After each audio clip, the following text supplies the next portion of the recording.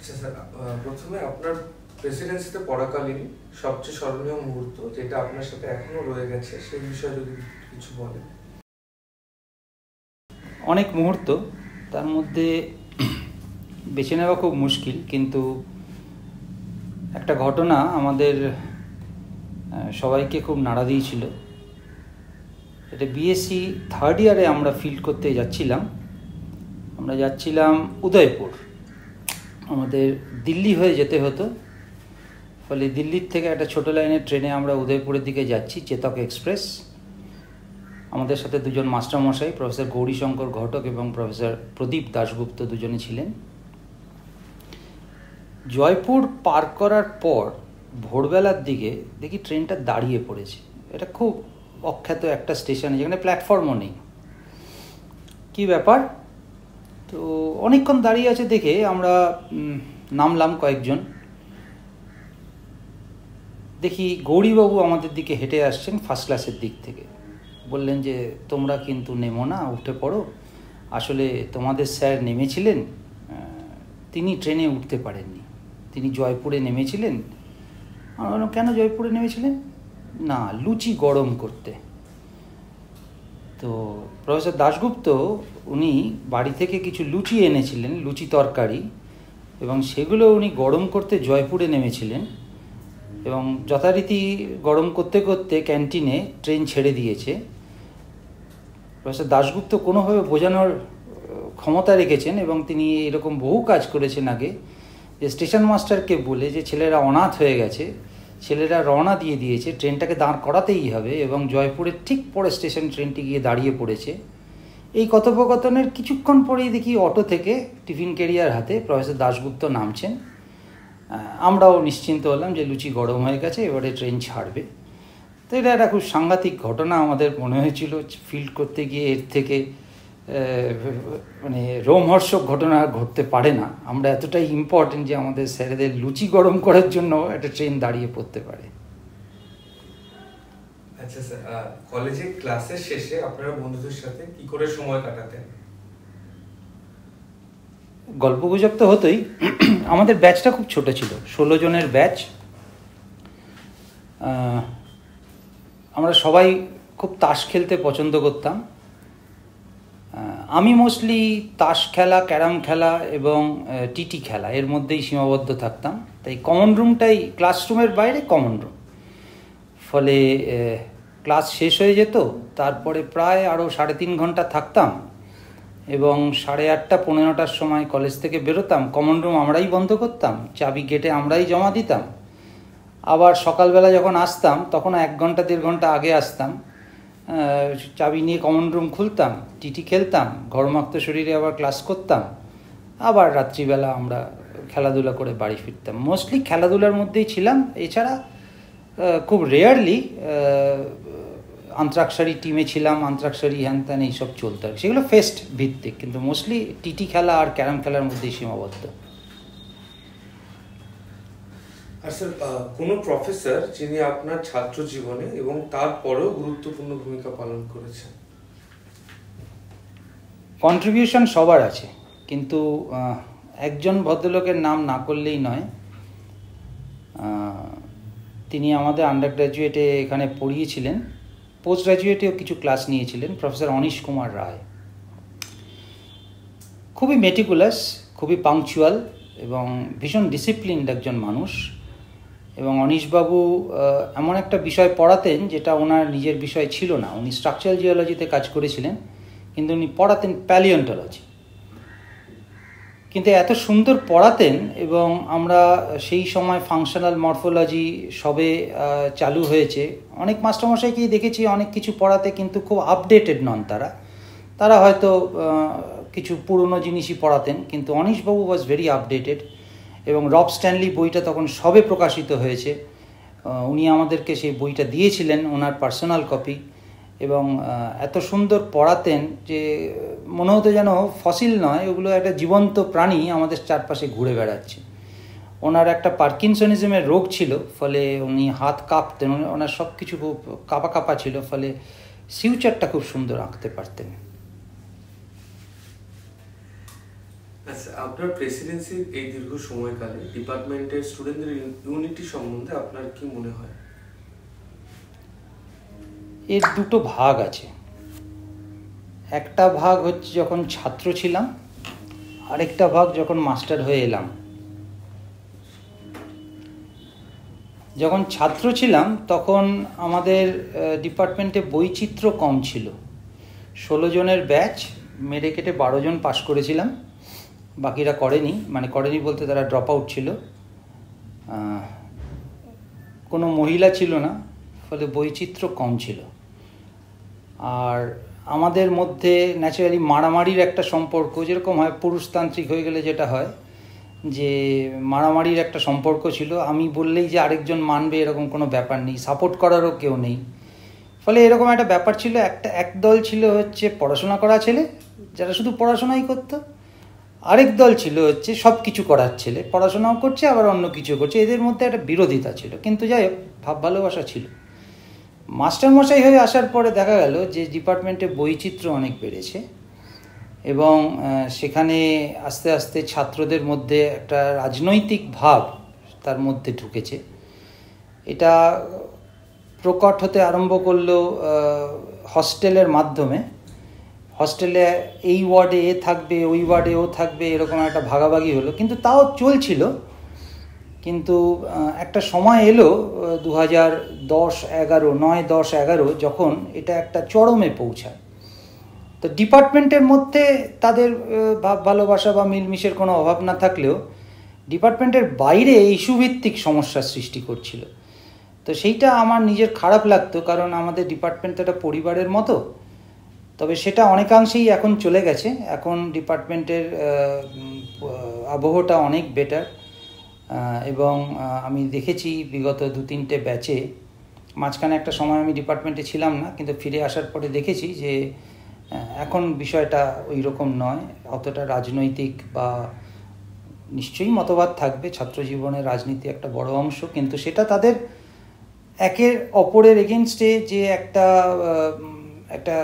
ইনসিসিভ ব্যাপার ছিল 2008 থেকে 10, সেরকম নয়। একটা পরিস্থিতিটা অনেকটাই ভালো এবং আমার মনে হয় এটা থাকলেই ভালো। আপনার কলেজের সময় কোনো পার্টিকুলার ব্যাচমেট সম্বন্ধে যদি কিছু বলেন, যিনি আপনাদের ফিল্ড ওয়ার্ককে আরো মজাদার বানিয়ে তুলত? না, ফিল্ড ওয়ার্কে মজাদারের বিষয় নয়। আমাদের ব্যাচে একটি ছেলে ছিল শান্তনু সামন্ত। আমার দেখা, আমি খুব ভালো ভালো ইনস্টিটিউশনে পড়েছি, কিন্তু আমার দেখা সেরা ছেলে হয়তো শান্তনু সামন্ত। সে অয়েল ইন্ডিয়ায় চাকরি করতে, এখন ছেড়ে বোধহয় একটা প্রাইভেট কোম্পানিতে আছে। শান্তনু উত্তরপাড়া জেলা স্কুলের ছাত্র ছিল। শান্তনু আমাদের ফার্স্ট বয় ছিল, ও বিএসসিতে ফার্স্ট হয়েছিল। শান্তনুর সবচেয়ে বড় গুণ ছিল যে শান্তনু তো নিজে ভালো ছেলে, সে পড়াশোনা করতো, খুব সিনসিয়ার ছেলে, কিন্তু শান্তনু তার সাথে সাথে এটা এনশিওর করতো যে আমাদের ব্যাচের সব থেকে দুর্বল ছেলেটিও যেন একটা কিছু মানে পুরোটা বুঝতে পারে। ফলে ক্লাসের পরে শান্তনু তাদের কয়েকজনকে নিয়ে বসতো এবং তাদের সাথে আলোচনা করত। এবং শান্তনুর মধ্যে একটা এটাকে কমরেডশিপই বলা যায়, একটা কমরেডশিপ ছিল, যেখানে পুরো ব্যাচটাকে ভালো করার, সবাইকে নিয়ে চলার একটা মানসিকতা ছিল। এরকম মানসিকতা আমি আমার মাস্টার জীবনে কোনো ছেলের মধ্যে দেখিনি।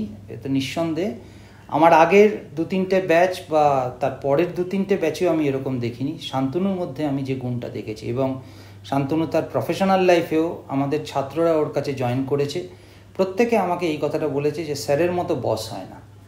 ফলে শান্তনু আমার কাছে সম্পূর্ণ একটি অন্য ভিন গ্রহের ছাত্র, যে আমার সমবয়সী, কিন্তু তার ম্যাচিউরিটি লেভেল এবং তার হেল্পফুল নেচার আমি সবসময় এটা স্বীকার করে এসেছি। আর স্যার, প্রথমবার যখন আপনি প্রেসিডেন্সিতে ক্লাস করাতে ঢুকেছিলেন অ্যাজ এ প্রফেসর, তখন আপনার অভিজ্ঞতা কেমন ছিল? দুরূহ। প্রেসিডেন্সিতে এসেছি নিজের জায়গায়, অ্যালমা ম্যাটারে ক্লাস নেব, প্রেসিডেন্সির ছাত্র, সাংঘাতিক ছাত্র, দুর্গাপুর গভর্নমেন্ট কলেজ থেকে এসেছি, মফস্বলের ছাত্ররা এতটা ক্ষুরধার নয়, তো একটা তো ব্যাপার ছিলই, যে একটা ইমপ্রেশন নিয়ে আমি এই ডিপার্টমেন্টে এসেছিলাম। তো ভেবেছিলাম আমাকে আমার বিষয় পড়াতে দেওয়া হবে, কিন্তু আনফর্চুনেটলি তখন তো পায়ের তলায় মাটিটা অতটা শক্ত হয়নি, সবে সবে এসেছি, এবং জুনিয়র মোস্ট টিচার, আমাকে দেওয়া হয়েছিল ফেনোরোজোইক স্ট্র্যাটিগ্রাফি। ফলে এমন একটা বিষয় যেটা আমি আগে কখনো পড়াইনি, আমি পড়াতে বাধ্য হলাম। তার কারণ যিনি পড়াতেন তিনি কলকাতা বিশ্ববিদ্যালয়ের সেনেট ইলেকশনে লড়বেন বলে। ফলে অগতির গতি, একটা ইয়াং ফ্যাকাল্টিকে এই দায়িত্বটা নিতে হবে। যতটা পেরেছিলাম চেষ্টা করেছিলাম। প্রথমেই বলে দিয়েছিলাম যে এইটা হচ্ছে আমি পড়ে পড়াচ্ছি, ফলে তোমরাও যা জানো আমিও তাই জানি, আমি একটু আগে জেনেছি, তোমরা একটু পরে জানবে। যদি কিছু প্রশ্ন থাকে আমি নিশ্চিতভাবেই অনেক কিছুর উত্তর দিতে পারবো না, পরের দিন আবার জেনে এসে সেটা বলব। অনেস্টলি এটা স্বীকার করেছিলাম, এবং ছাত্ররা খুব অ্যাকসেপ্ট করেছিল সেটা। আর স্যার, এখনকার সময় কলেজের পরীক্ষা এবং আপনাদের সময় পরীক্ষার সিচুয়েশন এবং প্রিপারেশনের মধ্যে কি পার্থক্য ছিল? কলেজের পরীক্ষাগুলো আগে অনেক স্ট্রিংজেন্ট ছিল। আমাদের তো কারিকুলার স্ট্রাকচারটা একটু অন্যরকম ছিল। আমাদের 2 বছরে পার্ট 1, 1 বছরে তারপরে পার্ট 2। ফলে 2 বছর টানা পড়াশোনা করার পর পার্ট 1 পরীক্ষা হতো। এবারে পার্ট 1 এই 1 বছর পরে একটা অ্যানুয়াল টেস্ট হতো। এই অ্যানুয়াল টেস্টটা যদি কেউ খারাপ করতো তাহলে একটা সাপ্লিমেন্টারি পরীক্ষা হতো। এই সাপ্লিমেন্টারি পরীক্ষাটাও যদি কেউ খারাপ করতো তাহলে একদম বাবা মাদের ডাকাডাকি করতো। এই ধাপটা উতরানোর পর যখন পার্ট 1 দেব তখন একটা সিলেকশন টেস্ট হতো। সেই সিলেকশন টেস্টটা তো যদি আমরা পাস করতে না পারতাম তাহলে একটা সাপ্লিমেন্টারি হতো, তারপরে একটা রিসাপ্লিমেন্টারি হতো, তারপরে বাবা মাদের ডাকাডাকি করতো। পরীক্ষাগুলো খুব স্ট্রিংজেন্ট হতো, ফলে আমাদের কোনো রকম আনফেয়ার মিনস অ্যাডপ্ট করার কোনো স্কোপ থাকতো না। এখন যখন পরীক্ষা হয় একটা প্যাল ল্যাবের মতো ঘরে, যেখানে 28 জন পরীক্ষা দেয়, প্রায় 1 হাত দূরে দূরে দুজন করে বসে, সেখানে কিন্তু অনেক সুবিধা আছে এইগুলো করবার। তো মাস্টারমশাই কড়া গার্ড দিলে এটা হয় না, মাস্টারমশাই কড়া গার্ড না দিলে এটা একটা সুযোগ থেকে যায়। প্লাস আমাদের মাস্টারমশাইরা আমাদেরকে কখনো পরীক্ষার হলের মধ্যে এই 3 ঘন্টার মধ্যে কোথাও বেরোতে দিতেন না, এটা আমি দেখেছিলাম। বাইরে যাবে না, ওয়াশরুম টাশরুম ওসব, জল আছে এখানে জল খাও, বাইরে যেতে হবে না। আমরাও কেন জানি না এটা মেনে নিয়েছিলাম। তো এখন তো প্রশ্নের সময়, মানে আমি যদি না বলি ওয়াশরুম যাবে না, এটা উচিত নয়, তখন আমরা অনেকটা অপারেশনের মধ্যে ছিলাম, এখন আমরা হয়তো সেটা করতে পারি না। আদারওয়াইজ ব্যাপারটা একই। নম্বর তারা দিতেন না একেবারেই, নম্বর দিতে ভীষণ কার্পণ্য বোধ করতেন, যে 40 পাওয়া মানেই আমরা বুঝে যেতাম যে ক্যালকাটা ইউনিভার্সিটিতে গিয়ে আমরা 70% পাবো। বেশিরভাগই ফেল করতাম, আবার পরীক্ষা দিতে হতো, এরকম একটা সিচুয়েশন ছিল আর কি। আর স্যার, জিওলজিক্যাল ইনস্টিটিউট নিয়ে যদি আপনি কিছু বলেন। হ্যাঁ, এইটা সত্যি জিওলজিক্যাল ইনস্টিটিউটের যে অ্যাক্টিভিটি বা সেই সময়ে টিচার এবং স্টুডেন্টদের বা অ্যালামনিদের যে ইনভলভমেন্টটা ছিল সেই সময়, সেটা খুব দেখবার মতো ছিল।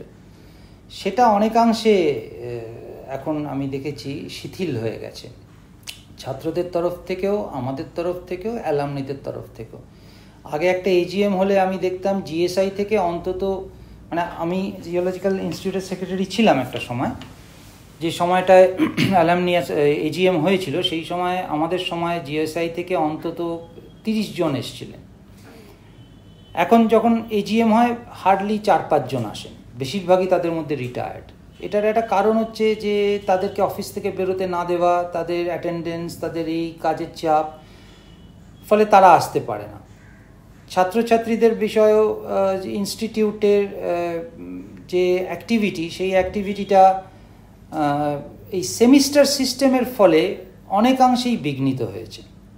আমরা তো 2 বছর টানা সময় পেতাম, ফলে আমরা ডিপার্টমেন্টের মধ্যে অনেক বেশি ইনভলভড হতে পারতাম। হ্যাঁ, আজকে পরীক্ষা হচ্ছে না, ফলে আমার 2 বছর পরে পরীক্ষা হবে, ফলে আমরা কাজের মধ্যে আছি, পড়াশোনার সাথে সাথে চলছে। কিন্তু এই 6 মাস অন্তর অন্তর পরীক্ষা হওয়াতে, তার মানে 3 মাস ক্লাস হয়, তারপরে একটা স্টাডি লিভ হয়, প্র্যাকটিক্যাল পরীক্ষা হয়, আবার একটা গ্যাপ হয়। এর ফলে কি হয়, একটা ইয়ার লং যে একটা প্রোগ্রাম করার যে সুযোগ, সেই সুযোগটা অনেকাংশেই বিঘ্নিত হয়েছে। এর ফলে জিওলজিক্যাল ইনস্টিটিউটের অ্যাক্টিভিটি প্রচুর কমে গেছে। এছাড়া আরেকটা জিনিস হতো, যেটা আজকে এখন আমরা চেষ্টা করছি কিন্তু হয়ে উঠছে না, বা আমি আশা রাখি ভবিষ্যতে হবে, সেটা হচ্ছে আমাদের সময় আমরা কিন্তু স্কুল কলেজগুলোকে ইনভাইট করতাম, কারণ জিওলজি এমন একটা সাবজেক্ট যেটা স্কুল লেভেলে নেই। ফলে জিওলজিতে যাতে ছেলেমেয়েরা আসে, তারা যাতে পরিচিত হয় এই সাবজেক্টটার সাথে, তার জন্য আমরা স্কুলদেরকে ইনভাইট করতাম। আমরা কয়েকজন স্কুলে গেছিও। সেইটা আমি এখানে 2005-এ আসার পর 2 বছর করাতে পেরেছিলাম, কিন্তু তারপরে ওয়ান্স ইউনিভার্সিটি হয়ে যায় এবং সেমিস্টার সিস্টেমটা এখানে চলে এলো, তারপর থেকে এটা করাটা খুব মুশকিল হচ্ছে। কিন্তু এটা আমার মনে হয় যে এটা একটা অ্যাক্টিভিটি যেটা আমাদের আবার রিভাইভ করা উচিত। এবং বাকি অ্যাক্টিভিটি ঠিক আছে, চলছে। ছাত্রছাত্রীদের উৎসাহ উদ্দীপনার কোনো অভাব নেই। রিসার্চ স্কলাররা রয়েছে, তারা সব কিছুতেই সাহায্য করে। আমরাও কয়েকজন আছি, সবাই আমরা চেষ্টা করি সর্বতোভাবে। কিন্তু আমাদের অ্যাক্টিভিটিটাও পরীক্ষা, পড়াশোনা এগুলো দিয়ে পাংচুয়েটেড হচ্ছে, ছাত্রদেরও হচ্ছে। ফলে এই অবস্থার থেকে একটা অন্যরকম ভাবনা চিন্তা আমাদের করতে হবে, যেখানে আমরা এটাকে ইয়ার লং করতে পারি আর কি।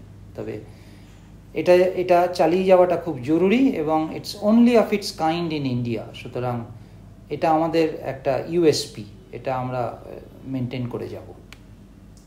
আর স্যার শেষে যদি রিউনিয়ন নিয়ে কিছু বলেন, যেটা ডিসেম্বরে হলো 28 তারিখ। হ্যাঁ, এই রিউনিয়ন কনসেপ্টটা আমাদের সময় ছিল না, এজিএমটাই রিউনিয়ন ছিল, এতজন লোক আসতেন, ফলে ওটাকেই আমরা রিউনিয়ন হিসেবে দেখতাম। তা এখন এজিএমটা অ্যাটেন্ডেন্স খুব থিন হয়ে যাওয়াতে একটা রিউনিয়নের ভাবনা চিন্তা হচ্ছে। আমি সমস্ত অ্যালামনিকে ইনভাইট করব, রিকোয়েস্ট করব যে তারা যেন আসেন।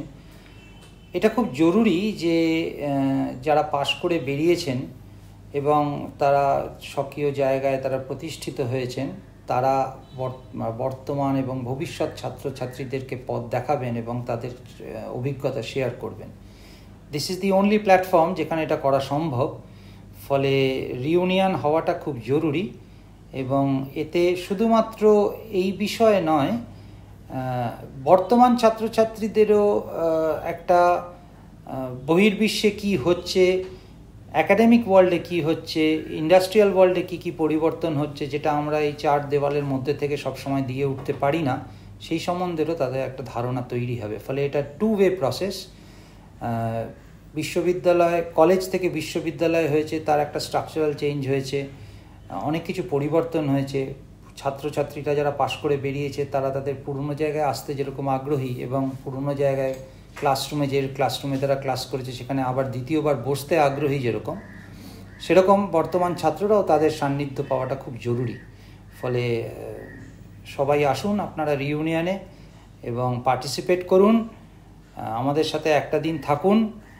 ডিপার্টমেন্ট ইভলভ করছে একটা ইউনিভার্সিটি ডিপার্টমেন্ট হিসেবে। এরকম ফরম্যাটিভ স্টেজে আপনাদের সাহচর্য, আপনাদের কন্ট্রিবিউশন আমরা সব সময় মনে রাখবো।